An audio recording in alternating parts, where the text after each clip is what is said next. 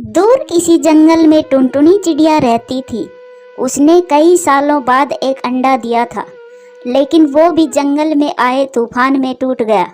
टुनटुनी चिड़िया इस सदमे से निकल नहीं पाई थी।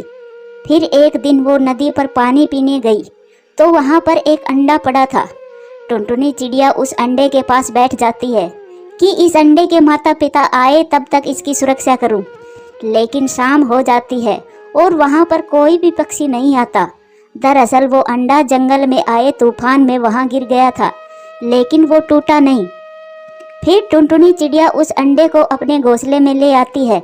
वो उस अंडे की अपने अंडे की तरह देखभाल करती और अब तो टुन्नी को जीने की वजह मिल गई थी। फिर कुछ समय ऐसे ही गुजर जाता है और उस अंडे से एक बुलबुल का बच्चा निकलता है। दरअसल वो अंडा एक बुलबुल का था, लेकिन टुन्नी चिड़िया उस बुलबुल के बच्चे से भी अपने बच्चे की तरह प्यार करती थी। वो बच्चा भी इस टुन्नी को ही अपनी माँ समझता था। टुन्नी के घोंसले के पास ही गोरी कोवी रहती थी। वो ये सब देख लेती है।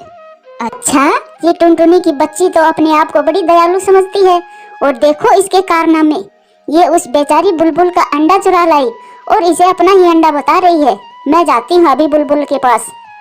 इतना कहकर गोरी कोवी सीधी बुलबुल के पास जाती है और उसे सारी सच्चाई बता देती है। फिर बुलबुल और गोरी कोवी टुनटुनी चिड़िया के पास आती हैं। ये टुनटुनी तो पक्की चोर है। बुलबुल इसी ने तुम्हारा अंडा चुराया होगा। मैं भी सोचूं इतने दिनों से इसके अंडे से बच्चा क्यों नहीं निकल रहा। अब पता चला इसकी सच्चाई कि ये क्यों हमसे ये छुपा रही थी। हाँ, ये सच है। मैं इसलिए सच आपको नहीं बता रही थी कि कहीं कोई मेरा बच्चा ना छीन ले। लेकिन गोरी बहन, ये झूठ है कि मैंने अंडा चुराया था। मुझे वो अंडा नदी पर मिला था। जब तूफान आया था उसके अगले दिन मैं नदी पर गई थी, तब वो अंडा मुझे वहाँ मिला था। बुलबुल बहन, आप मेरा विश्वास करें। मैं कैसे आपका विश्वास करूं? अगर तुम सच्ची होती तो ये बात हम सबको बताती, और तुम ये भी पता लगाने की कोशिश करती कि इस मासूम की असल माँ कहाँ है।